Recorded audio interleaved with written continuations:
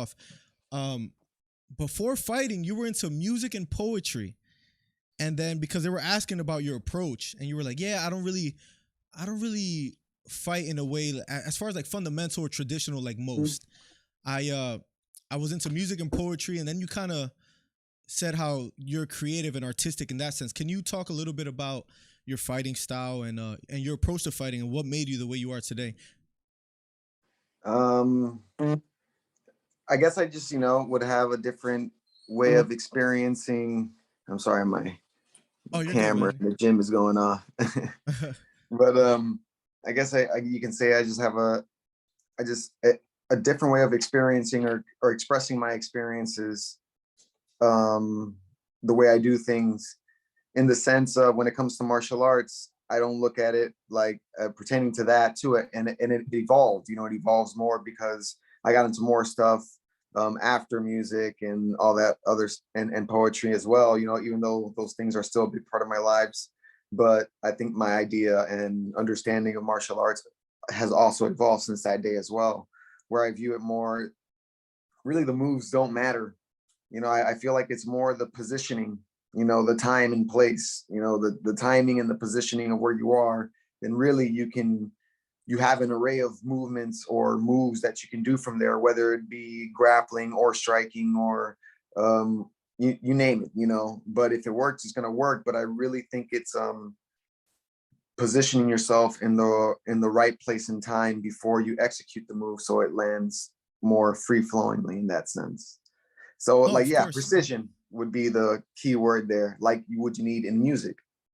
Of course, and I've seen you say a concept, so to speak. I'm actually interesting. I didn't even plan to say this. I'm actually a music major. I got my bachelor's in music. So the way you talked about concepts, as far as like I've seen you talk about that in interviews, where let's say jazz, for example. I don't know if you play any jazz or things of that sort, where you could kind of improvise, but there's a concept behind it, right? Like Yeah. you might go from the one chord to the four and the five back to the one, and then you kind of take it from there. When I saw you fight, I didn't even know you were into music until I saw interviews about a few days ago, and I was like, man, Mhm. he looks very free flowing and artistic, and I immediately saw that, and that's Mhm. why I had to contact you. But yeah, so you were saying basically, as far as like your creative style, where it comes from, do you still play music today, and is that still a part of your life, so to speak? Oh yeah, yeah. I play a little bit. I definitely play less than I used to, for sure. Right. Same, Especially now same. since I opened up my gym, I have a business to run. So yeah, but I still try to play a little bit every day if it's not like just like the harmonica, or I'm trying to practice the flute as well. So yeah, I do play around with it every day. And but just thinking of it, I listen to it every day. I can't go a day without having music on. Yeah, of course. And looking at it differently, I like to like think about the the subtleties in the music as well. Like, what does the story that the notes tell rather than the lyrics or something like that, because you have so many different sounds and so many different ways to play them. And I guess in that way too, that you can see the relation that it has to any type of art, especially martial arts. Of course. And any genres that you're like more interested in than others, or you kind of could listen to anything? I have a very broad range of genres that I listen to. You can say, I Oh, mean, you can listen to, like, you can see all my walkout songs, and it will take you through like a whole, series of genres. iTunes won't be able to predict like what to play next, so to speak. Well, I mean, yeah, I guess so. I mean, like, Right. it's not that, yeah, I definitely listen to lot of different stuff, or so like stuff that people won't normally listen to, or Gotcha. won't think about to look for. A lot of it, like, too, I'll try to look for like a lot of lost music in that Gotcha. sense. No, and I could appreciate that. And then I saw that that was before fighting. I think it was about age 14 when you started getting into wrestling, and that's where you started to grow an interest, if I'm not mistaken. Yeah. Well, I was always interested. I fought a lot in school, so I was always interested in fighting in general. But then I guess a more structured form of fighting, yeah, wrestling definitely steered me in that direction, because that's where I met who's my training partner and coach now, and also the corner man that you saw there in the cage after the fight. Enrico Coco. I met him on the wrestling team in high school, and he introduced me into mixed martial arts and jiu-jitsu. It's funny you mentioned him. I actually have an DVD of his. I wish I would have found it and showed you, but it's like an introduction to like leg locks, or like from top game, bottom game, and yeah, he's the real deal. Right. He's the one who made leg locks illegal, I believe, in teens divisions and like younger divisions, because when he was a kid, like he like snapped somebody's ankle really bad, I guess. Oh, I didn't With the know heel hook. that. Yeah. Was that like in jiu-jitsu competitions, or like Yeah.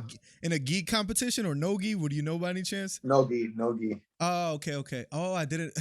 So he was the starter of like making them like look down upon, or so to speak. Yeah. Wow. Okay. Wow. That's really fascinating. That was around age 14, where you go to wrestling, then you meet him, right? And then you start training like striking and jiu-jitsu, or is it just jiu-jitsu at this point? No, I started training everything. I started just training everything as well. But I've always just looked at it like it's your thing, man. You know, like I do listen to teachers. I appreciate fundamentals, and yeah, basics are essential, like to know of them and know why and the reasons why you're gonna throw them in positions and stuff like that. But really, man, you can really make it your own. I mean, I feel like, yeah, I mean, shit can happen in a fight, but if you're prepared for it, you can do the same thing. Like I know I fight with my hands down a lot, you know, Yeah. and people say, oh, he keeps his hands down a lot, but then I still don't get hit as much as people that keep their hands up. Gotcha. You know, Yeah. so like Yeah. me getting hit is not based on me keeping my hands down. It's just you're in a fight, you're gonna get hit. You know, No, absolutely. No, absolutely. there's no And avoiding it. But there's some people that keep their hands up, and you know they come out, you know, looking like pulp after the fights. And so everybody can have their different styles and ways of doing it. But you must have an understanding of how human body functions and how it's going to move and how you can position yourself to have the most advantageous attack or defense at that moment.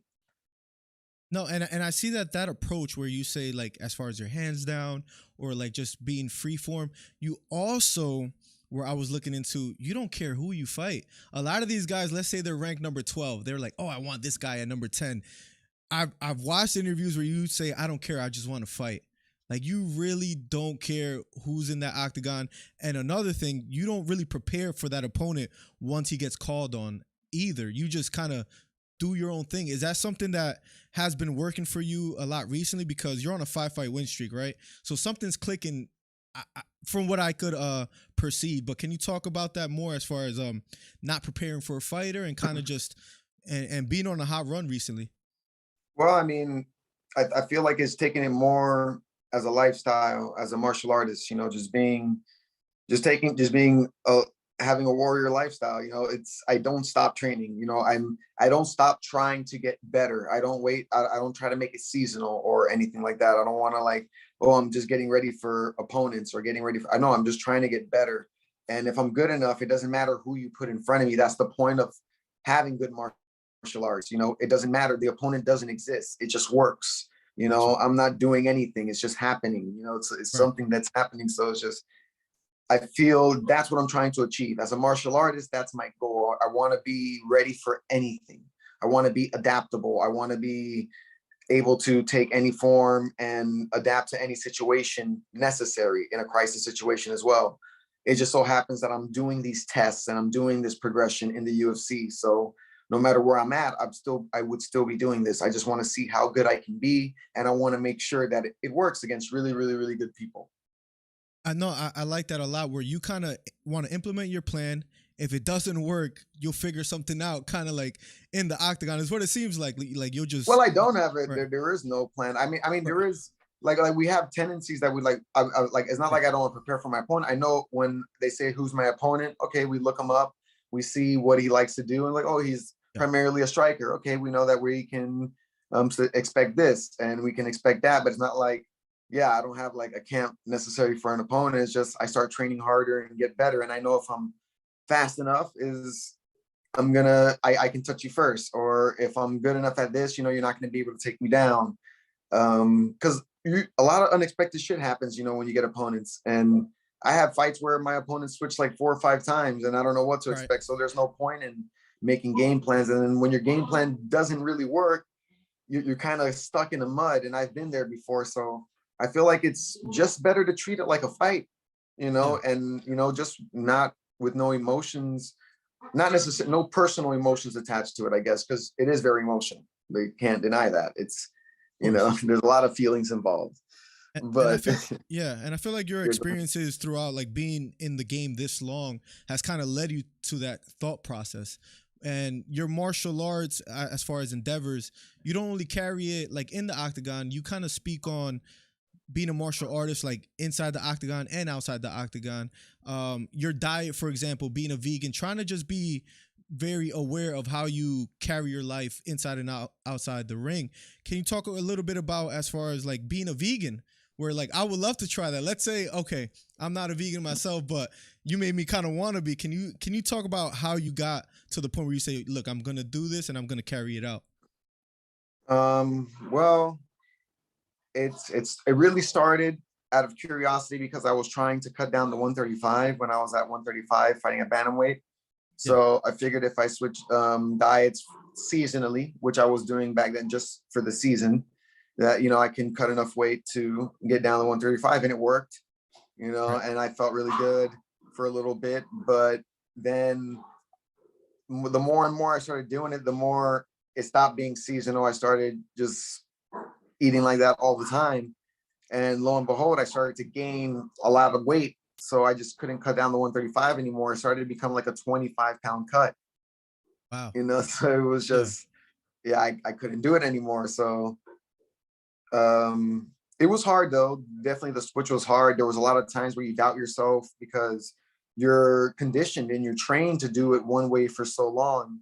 And you just don't see any way else, and you won't understand any way else. And it's okay to admit that you're ignorant of a subject, but only then that we can actually light a candle and actually see what's in the dark. Of course. Yeah. Because we got to go in there willingly. It's like, okay, I don't know what's going on here. Let me just unlearn some stuff and relearn some stuff, because the information is ultimately, it's out there. And really in this day and age, it's really just out there. You can just, at a click of a button, you can learn Of everything you course. need to know about anything. No, And it's so true. Yeah. yeah. So I feel like it really comes to the person just wanting to better themselves. Like, you can't force somebody into it. Of course, if your curiosity is big enough, you got to try it. And when I mean try it, I mean like stick with it for a couple months, Right. like couple months or even longer, and really see, because it takes some time for your body to detox and readjust to different things. And you went as far as to even plant your own food, in a sense, right? If I'm not mistaken, because you garden as well. Yeah. I'm slacking a little bit on my garden in the backyard right now, but even though it's still giving me some stuff, but still, yeah, I wish I could spend a little more time. It's just just running a business really takes a lot of time. Yeah, running the gym, right? The Hidden Lotus, if I'm not mistaken, Mm-hmm. in Miami, Florida. How's that? How long has that been open? I actually put the link in the description on YouTube. I think but we're Oh, cool. live on YouTube right now. I should have mentioned that, but I put that in the description. How long has that been open, and how's that going? Being an instructor. It's good. It's good. As I like it. I mean, for the most part, I jump in and like do like little classes. Like, I'll jump into classes, but I'm not really necessarily like a full-time instructor. I can't say that, because I'm more trying to focus on, at the moment too, we're trying to focus on building a fight team, trying to bring in fighters or train people up to being fighters who are interested in becoming amateur fighters, so that we can actually have a nice fight team going. But my coach Enrico Coco, he has I mean, like, you can look him up too. The guy is very well renowned. um he runs the classes for jiu-jitsu, and he's very knowledgeable about all that stuff. I feel like I can attribute a lot my last 3 fights, Right. were because I was training with him a lot. The first fight with him, we were able to choke that guy out in the first round, I believe. Second fight with him, we were able to stuff every takedown that this guy threw at us. And the third fight, we were able to finish him in the second round with a rear naked choke. And so I Which feel was like beautiful. Yeah, definitely, yeah. yeah, I feel like my grappling has definitely improved, which is making my confidence in striking a little bit better, because I'm not afraid of just getting held down or tied up.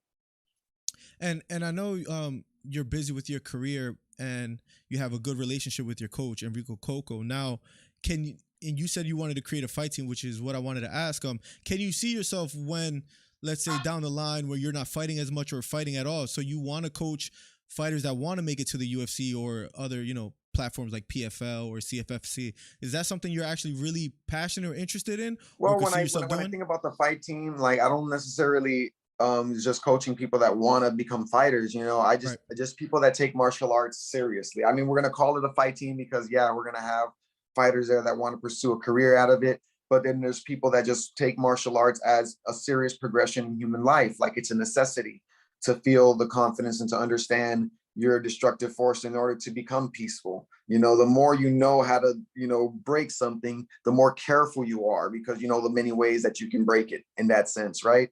The people that know extreme violence don't usually exempt extreme violence on people because they understand in that sense. They Yeah. usually choose yeah. So I feel like it's necessary to create a discipline amongst human beings as well to really get in there and to understand that yeah, this stuff is like a great example is knowledge of guns. People that don't know how dangerous guns are use them ignorantly, and people that do know how dangerous guns are use them more safely, I guess, in that sense. Fighters are like the most peaceful, so to speak, for the most part. There's always those that are like violent or whatever, but Yeah, for the but you're most always part, gonna have, but you have those people everywhere. You got exactly. non-fighters that are violent, you have cops that are violent, you have doctors that are violent, you have Yeah, construction that's workers that true. are violent. Yeah, it's Right. like that. Violence is not an uncommon thing. It's just when the people that can stop people from being violent are people that have controlled violence. No, I agree. They know what they're capable of, so to speak, and because of Yeah, that, they kind of have a sense of peace. There's no insecurity of like, oh, I need to show off or defend myself. You kind of yeah. get that off because when I was training jujitsu, I didn't have like any kind of anger. I felt like I was like, I fight every day, like in the gyms, so to speak. Someone's choking me out, you tap, you go over it again. So you kind of lose that like, I don't know, that instinctiveness as far as The bad chip to on your like be shoulder, violent. like Right, it's just exactly. Right. it's like yeah, the I guess the necessity, yeah, you need to like prove something or you're challenged in some type of way, but and really like it helps you understand that all that matters is just trying to get better. Right. You're just trying to get better, and so you try not to sink down to. I'm not saying that nobody slips up. A lot of people slip up, man. A lot of people still get angry, and it's natural. But Of it's course. how you react to it and how you deal with it afterwards. Do you hold on to it? Do you try and make it better, or not, or just dwell on it and make it worse? But yeah, man, life is hard, definitely. So it's definitely necessary to get strong. No, and you're 33 years old right now, so I feel like you got your head on the right place, so to speak. You feel or you seem peaceful with what you're doing.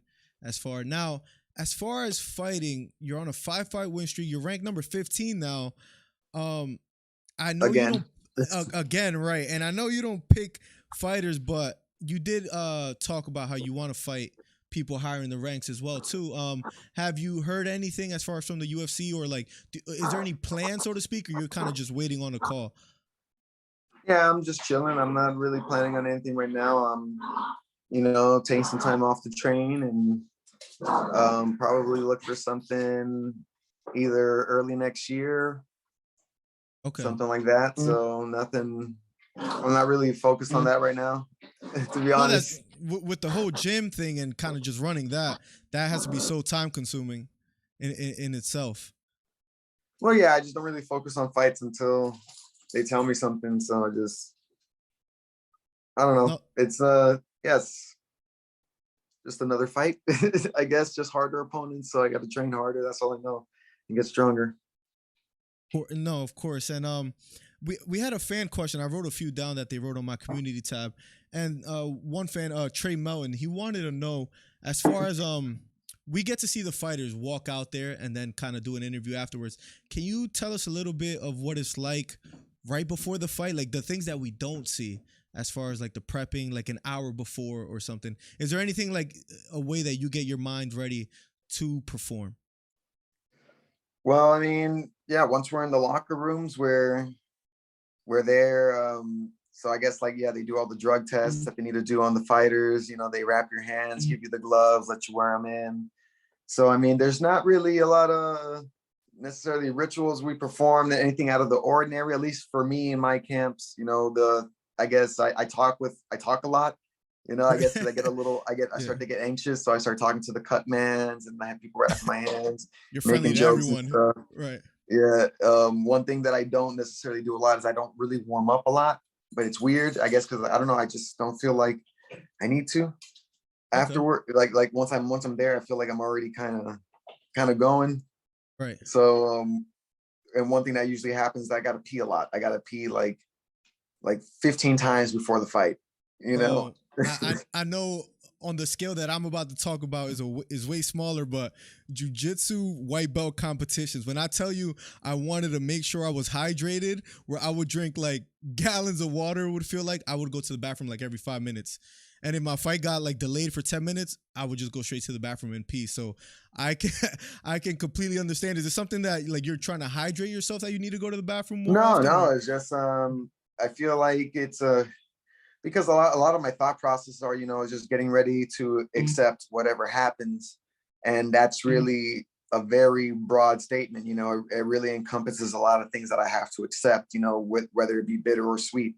So, Right.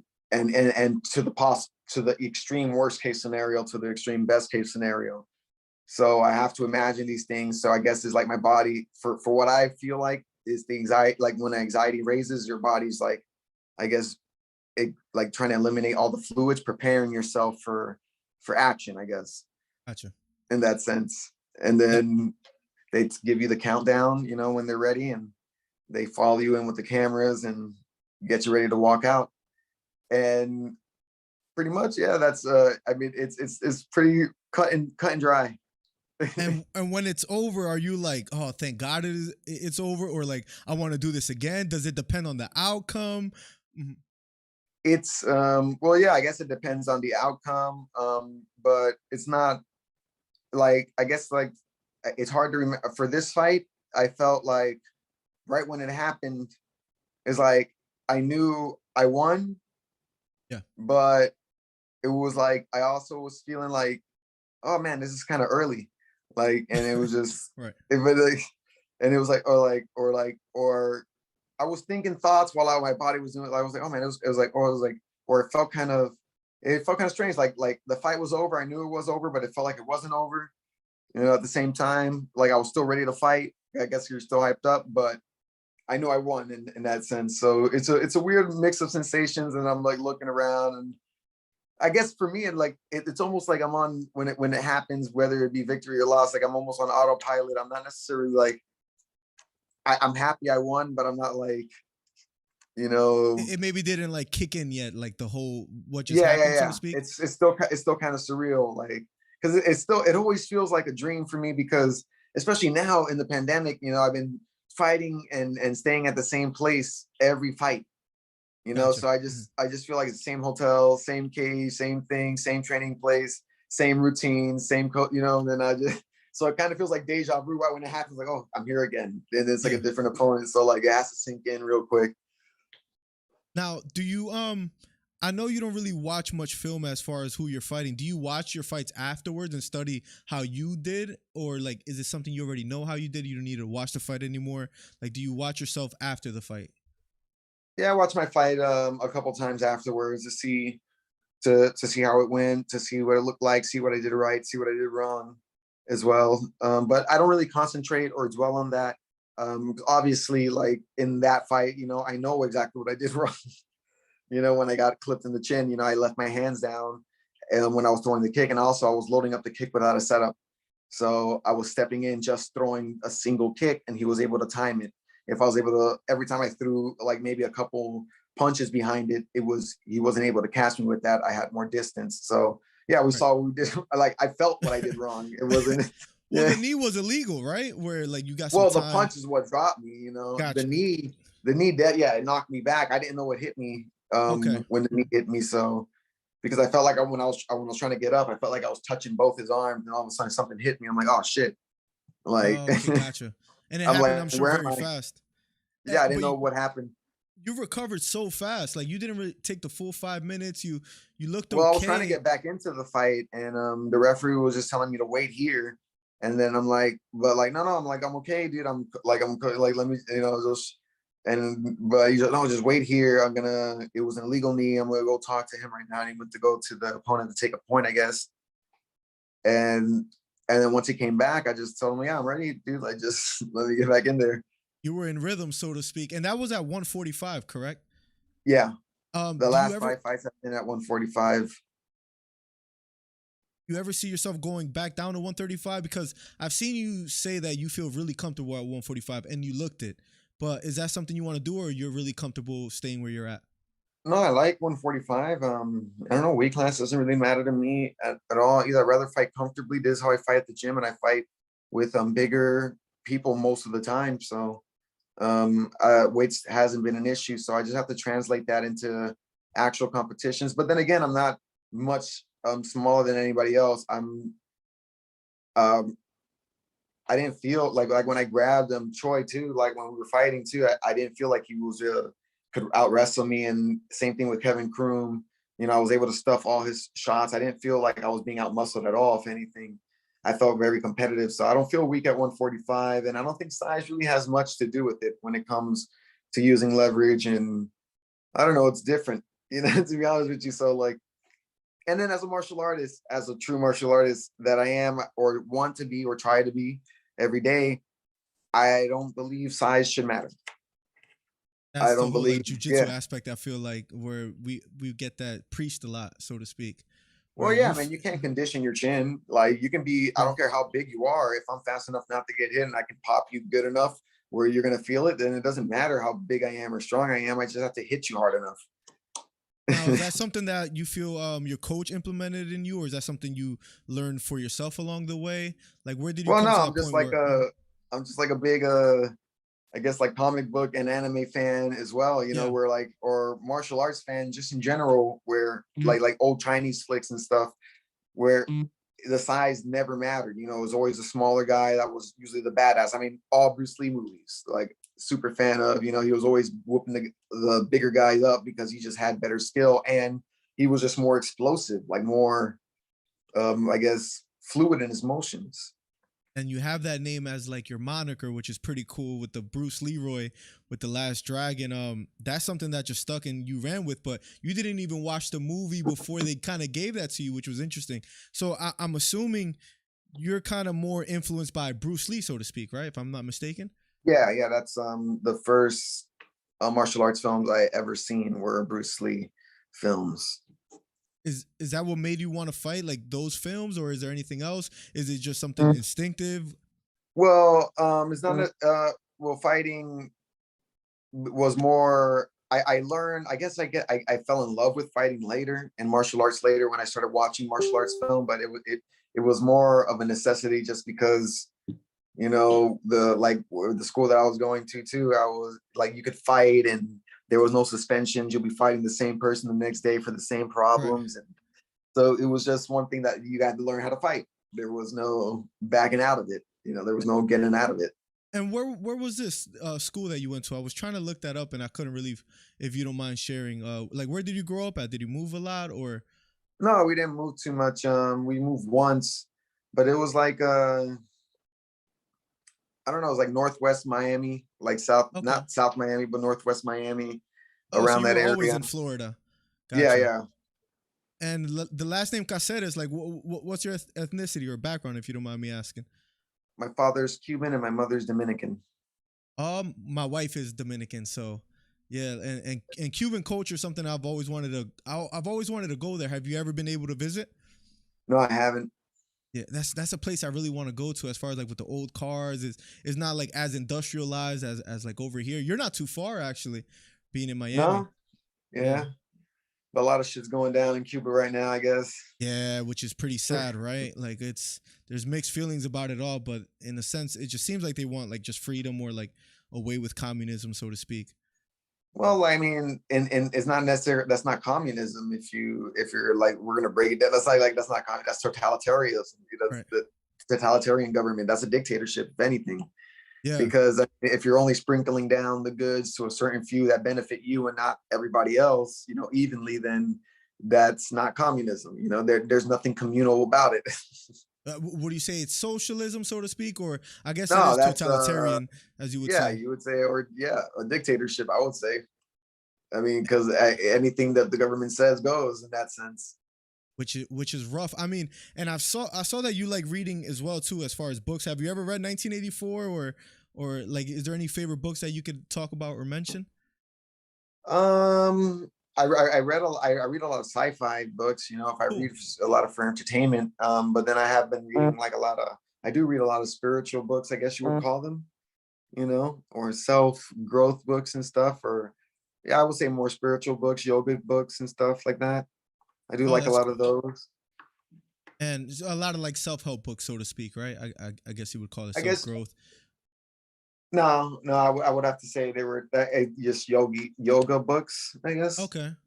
I Okay. get, but they are self-help books as well, you know, Yeah, like no, for sure, for sure. And so like your day to day as far as like running a gym, can you talk like let's say you went around 2.5 weeks ago? What's your day to day like? You wake up, you go to the gym, you kind of train or teach, or like is there any insight you could give us that like as far as a fan I would like to know?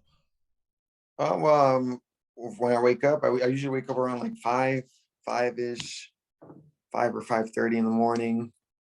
So I get up and I make Big coffee coffee drinker or here now tea, too. doesn't matter. Right. But it's usually coffee, and then I start Yeah. stretching and trying to get a good stretch in. Recently, I've been going on runs around 6 in the morning, 7, and then getting ready to go to work. Oh, that's so you have an early start. I wake up that early too, but not by choice. So I love that you like kind of get your day started. It's hard for me to wake up like Well, I don't know. early. I can't sleep in. I can't sleep past that time. It's like once it hits that time, it's like I just naturally wake up. I look at the clock. It's always 5 or 5:30. I'm like, all right, Wow. time. See, my brain gets going. I feel like 9 o'clock, 10 o'clock p.m. where I'm like, maybe I should do this. Maybe I should try this. That's where my mind runs. Where I guess yours is like, all right, I need to wake up and I need to get to work, so to speak, whatever that may be. So we're just Yeah, completely different in that sense. yeah. I feel like that changed. You know, recently I've been becoming more of an early bird, and I don't know. I just can't sleep in anymore. It's hard. That's great, man. And I also saw in your story on Instagram that you did a little bit of gaming. Do you still game much at all, or don't have time Yeah, for it?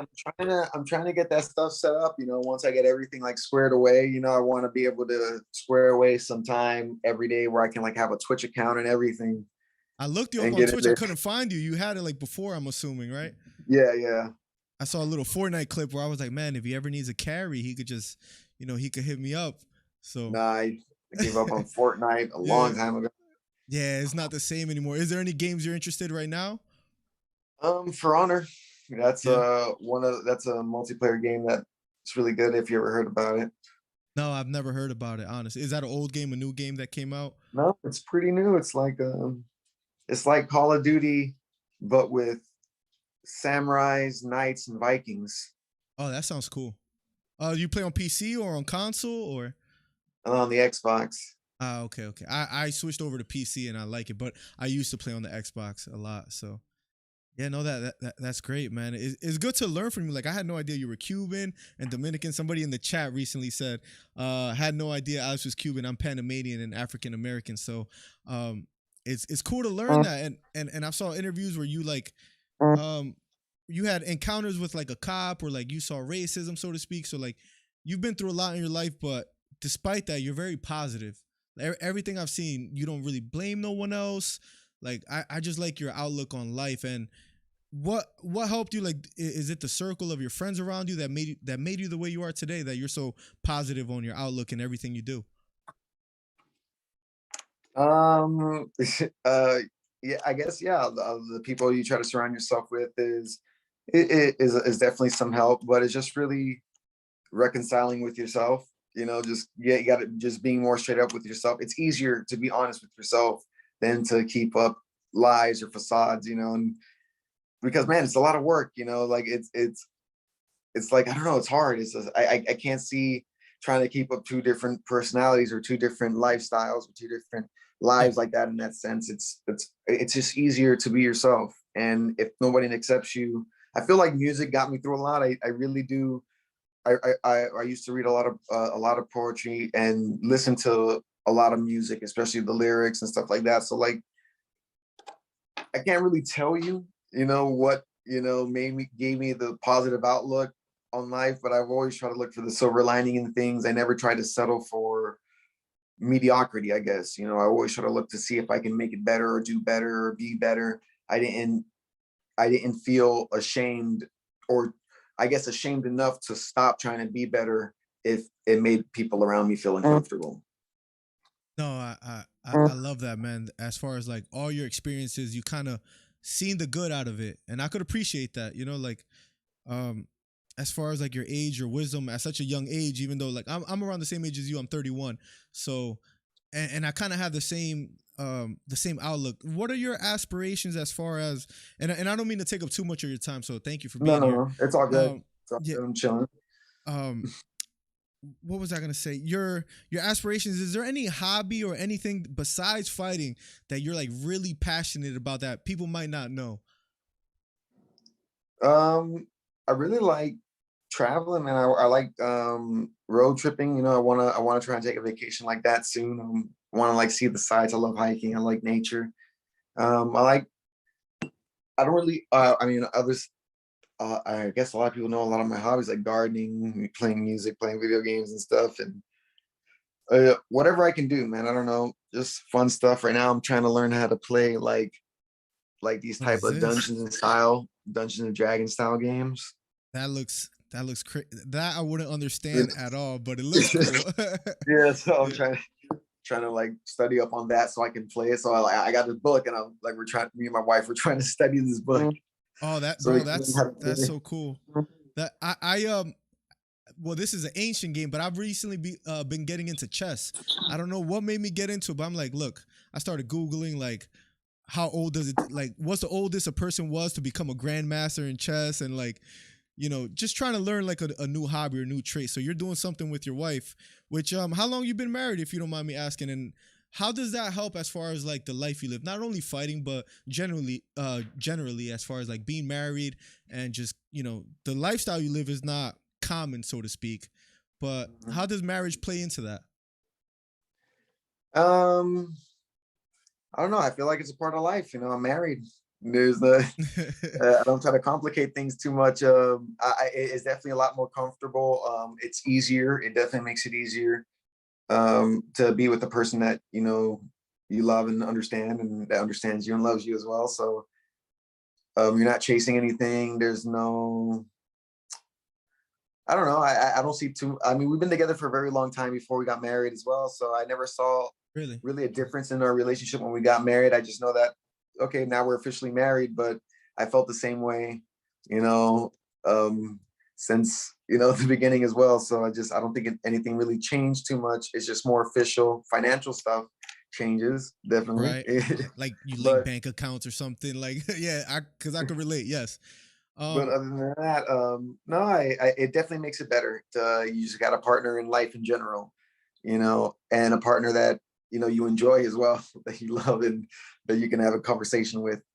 we might be biased, but I agree because I'm married as well too, and it's one of those things like I've been married Well, for I seven don't think we're years biased. I don't think we're Mhm. biased. I think if anybody says really otherwise, is out of an insecurity, because everybody's looking for somebody in reality, Right. that's you don't want to deny. When you start denying these things, like to make yourself look strong, that's when you become super vulnerable. So like, yeah, no one wants to be lonely, and we want to be with somebody that we care about, that we can care about, talk to, and love, and enjoy life with. But we have to admit that to ourselves. We kind of have to open up ourselves to that so-called weakness, which is not really a weakness. You're giving in is a sort of strength. It's just strong in a Right. different way. Being able to give is very hard to do for a lot of people. Like, for instance, when it relates to martial arts in that sense, if you don't know how to give, you're going to be too rigid and you'll get caught in more moves, right? You got to Right. kind of know how to let go of some things, or when you pursue a move too much and it doesn't work, and then you leave yourself in a less advantageous position because you were hoping that, and you were so tense that this move was going to work, and then you become apprehensive about it. So yeah, learning how to let go. And I feel like being having a person that you can be vulnerable to or for or with and understand and be there for a person that's also vulnerable, because seeing it and also experiencing it helps make the, I guess, experience more whole. I feel like it can make you more of a complete person, makes you stronger in so many different ways. I didn't plan on that. So I appreciate you going in depth and kind of using the analogy of fighting to relationships, as far as like, because I agree, it's one of those things where like companionship is something we desire, family, friends, like kind of having a circle that you can trust and depend on. Your wife is probably like the person you trust the most, and there's nothing wrong with having that and saying that, yeah, I kind of want that, I kind of need that, and I'm happy I got it at such a young age. Yeah, yeah, exactly. And it's like, and so, but then we society is funny, it like plays like this crazy false machismo that, Yeah. and it's everywhere too. Like it's better to be, a player or a single and always chasing and always, you like trading in and trading out. But then you're really like like what you would call a casual in that sense. Right. No, and look, man, I truly appreciate like everything you're talking about. I've watched tons of interviews where like they ask the same question, and they'll ask you who you want next. I'm kind of glad we're talking about marriage and like life stuff. So I don't mean to overstep my boundaries, but just one more question, as long as those as long as that, if you don't mind answering, and if you do, that's totally fine. I saw an interview where you said, where someone asked you, what do you want most, like what's your ultimate goal in all of this, and you said to create a world where I feel comfortable raising my child or my children. Is that something you're still passionate about? I think that was on Autumn magazine about 5 years ago. Is that something you still desire, because you're having a great time just being married, right? So I just Yeah. figured I ask. Yeah. Well, yeah, that's always the ultimate goal. And it's not just necessarily just for my blood children in that sense, but it's for children in general. It's for people in Gotcha. general, for the next generation in general, for just for the world itself, for the ground that we walk on. I mean, it's alive as well. Just like, leaving, even if you don't get to see it, but leaving it better off than when you found it in that sense. Because really, what reason are we here for? And Good I question. can't necessarily tell you, Right. so I feel like it would be better to help out, and keep everything moving forward and better and upwards, rather than fuck everything up as I pass through and not really care and have, in that sense, or wake up every day and go to a job and make money and pay bills for the rest of my life, never really see the world, and just say, hey, this was it. That was a okay ride. Right. So really get out there and let's see what we can do for the good, for the greater good. You're really conscious of like your future. You're not thinking so much of only the present. and and I could appreciate that, as far as like not only in fighting but like your life in general. You want to leave something better for the younger generation. Let's say, I guess my last question would be, because we've been here for almost an hour, so thank you. I know that's a lot of time, man, so truly thank you. I guess my last question would be, as far as for myself, um any kid out there that might be watching, any fan that just wants to hear something of inspiration or words from you, like what is some advice you could give someone like a younger you? What would you say to yourself? Well, just I'm sorry, I'm asking you like philosophical yeah, questions at like 5:45, but no, yeah. no, no, it's all good. Just don't give up. Like it's very simple. There's you no matter what happens, if you're alive, then you're in the right place at the right time where you're supposed to be. If you're not dead, then you're doing okay. So uh, just don't give up and keep doing it. I love that. I feel like I want to just clip that part and make a video of it. But thank you. Just one more fan question, I guess. I'm reading real quick. KK Akaji said, "What are your favorite vegan meals? Is there anything that you can say, as far as if you have any favorites?" No, I can't tell you that I have any favorites. I like eating lots of different types of foods. I'm very curious and very open to different things. But I do like, I guess I have preferences when it comes to like different fruits and stuff and different nuts and other stuff like that. But I don't have like necessarily a favorite vegan meal. Okay. Okay. Thank you for answering that. And I think that was about as far as weight cutting, this would truly be my last question. I- is it still taking a toll on your body at all, or like is it something you're comfortable with? That was a question by Trey Melton. No, I feel like the most that I cut, and I mean cutting, like I walk to the week of the fight, like I will say 160, 162, and Okay. I'm cutting to 145, but that I really get down to 151 in the first day with no sauna, just training normally Great. like I would, because it's just I think I just retain water from the flight, and then when I just train, it comes right off. So I'm really cutting like 3 or 4 pounds to get to 145, because I feel really good still walking around at 149. I still feel good walking around and training, To and feel I'm still strong. eating every day. Yeah, I'm not like I'm not reducing my calorie intake up until like the last 2 days. Oh, that's great to hear. So you don't really, your body doesn't really suffer as much as a lot of these other fighters that will go from like, I don't know, 212 to like 185, so to speak. Like you see Yeah. stories like this a lot. So Well, yeah, and I just figured, I'm here to fight. Why am I trying to be the bigger guy in the first place? Let me just come out there and do my thing. I don't wanna have a bully mentality at all, or feed into that I want to be the bigger guy culture that we have in competitive sports as well. Just be the best that you can be, and it's going to be more than enough if you're passionate about it. great, man. I mean, look, man, it's been an hour. I just want to say you're the first, like I told you, you're the first guy I hit up. So thank you a ton. This will go down in history for me as far as like an interview, something I've always wanted to do. Is there anything you want to say to your fans and people that support you out there before we get out of here? Any message? Um, stay cool, guys, and if you ever in Miami or live in Miami as well, come check us out at the Hidden Lotus, and it'll be nice to have you guys out there to help us train. But other than that, just be good. Yeah, just try and get better, 1% better every day. Thank you, man. I got family in Orlando, so if I could ever make it out there to Florida, I promise you I'll try. Like I have like a few cousins that live out there in Kissimmee in Orlando, which is like 4 hours from you, right? Yeah, that's A little yeah, hike. 4 hours, four Yeah, hours. right. So, hey, man, thank you. Greetings to your wife and your marriage. I hope it all goes well. Can't wait to tell my wife upstairs, like, hey, he's actually Dominican too. So, once again, man, Alex, thank you so much. I hope we talk again, maybe after one of your fights if you're free. If not, no worries. This was if it's a one off. I just want to say again, thank you so much. It means a lot to me. So I appreciate it. All right. Thank you, man. You have a nice Yeah. day. All right, you too, buddy. Have a good one. All right. Peace. Later.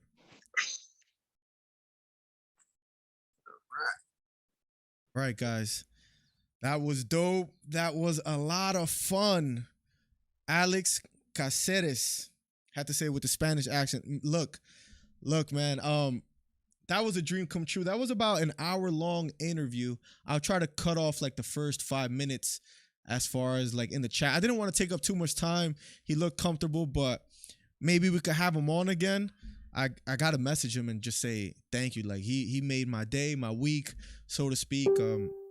He's a phenomenal fighter, but again, the reason I hit him up, chat, was because I like I liked his style, not only him winning or anything like that. And I'm glad I hit him up because as a person, as you can see, having such a long career, I think his first fight was March of 2011. It's 2021. He's still active. He still has aspirations. He still has dreams. He still has things he wants to accomplish. So it was just great to talk to him. Snipey, I see you're in the chat. Oh, by the way, guys, it helps the channel out a lot. Hit the thumbs up if you haven't already. If you're new here, please subscribe. Um, I really want to have him back on the channel one of these days. Hopefully, we could hit up other fighters, and make relationships with other fighters and just talk to them, because just to get to know quickly. I'm about to get out of here, but just to get to know a fighter besides just only fighting, like what they're into, what their interests are, what they like, him being married, so like being Cuban and Dominican, and just getting to know him more. Like I can't wait to root for him as a fighter now, and I feel like I learned a lot from him. I hope you guys did too. I see you saying Joe Rogan Jr. Man, I wish, little by little. Yeah, I'm still good for today, Speedy. If you want to run a couple games, so let's make that happen. Hopefully I did okay with the interviewing, and hopefully I didn't look too nervous. Carson, what's up? I see you in the chat. Von Blue, 999 says Bruce Leroy. Torin, sorry that I didn't ask him if he would consider moving up to lightweight. I think he kind of did mention like he just likes fighting at 145. He doesn't want to be the bigger guy. So I was just trying not to read chat too much because, you know, guys, when we're doing our live commentaries, we're usually just reading chat and like talking. But I wanted just to have like a back and forth conversation, and I felt we accomplished that, so to speak. Speedy, not gonna happen. I'm gonna be practicing. Cuba, thank you for the thumbnail and doing the artwork. I appreciate it. Jay Canales, by the way, is who I'm talking to. Oh, thank you, Speedy. Look, Speedy, look. To, you know, God willing, I hit up other fighters and they come on. Hopefully they see that I had one fighter and that we had a genuine conversation, and hopefully we'll get more fighters, because man, like that was I'm still like on a certain high, so to speak. I'm on my way to the gym while you're interviewing fighters. You like that, G? I need to go to the gym now too. I'm gonna try to go tomorrow morning. But chat, any last questions before we get out of here? By the way, this will be uploaded, so once I end the stream now, I'll cut off a little bit of the beginning. I'll cut off a little bit of the end, maybe. If you guys have any questions, or if you guys want to say anything to him, please, once the video is completely uploaded, leave a comment saying what you thought of the video, what you thought of the interview, and if you guys have any tips on how I could get better as far as talking to a fighter, let me know too. I hope I didn't cut it too short. I just felt like I didn't want to take up too much time from him. Maybe we could have him back again after like one of his fights, win or lose, doesn't matter. Even though right now he looks dominant. I truly like, he's on a 5-fight win streak, and I don't even know if he like cares as much as like, as far as like, oh, 5 fights, like the winning and losing to him, it appears to me, is not as important as a journey and becoming a better martial artist. So, but still 5-fight wins. I'm like, he's the number 15 ranked fighter. Let me check real quick before I get out of here. I remember looking at the rankings. I meant to ask him a lot more fighting questions, but we talked about other stuff, which was fire. But anyways, real quick, he's a number 15 ranked fighter. Shane Burgos is right above him, who just fought on the last card at UFC 268 or 269, the one with Usman and Covington. Bryce Mitchell, Edson Barbosa, Dan Ige, Chikadze is another one in the rankings. Chan Sung Young, who's been in the UFC for a long time too. Remember, he fought Dustin Poirier a long time ago, and Alex Caceres also fought Yair Rodriguez, and that was his only fight that he went 5 rounds with. Like, I meant to ask him a lot more fighting questions, and I wasn't able to because we were talking about other stuff, and I'm cool with that, man. I got to know him more as a person, but I'm gonna get out of here. Thank you guys for being here. If you guys have any other fighters that maybe I should contact, let me know, and I'll try to contact them. But yeah, guys, thank you again for being here. I see G, I see Jay Canales, I see Snipey, I see Speedy. I'll try to get on at 8. We could play a couple games, but I'm gonna get out of here. Thank you so much. If you weren't able to catch the whole thing, once I end the stream, you'll be able to watch it from the beginning. So once again, thanks a lot, guys. Much love. God bless. Peace. And I'll catch you on the next stream. Saturday, we'll be covering Yair Rodriguez versus Max Holloway card. And that card, quick, I'll tell you. I think that card starts like at 4 p.m. Eastern, so it's a little early. And Song Yadong is going to fight as well, too, who just fought not too long ago. Ben Rothwell's fighting as well, too, versus DeLima. But Max Holloway, 22-6. He has crazy output. I think he threw like 792 punches in one fight. He's going to be fighting Yair Rodriguez, coming back off a long layoff. So anyways, guys, thank you so much.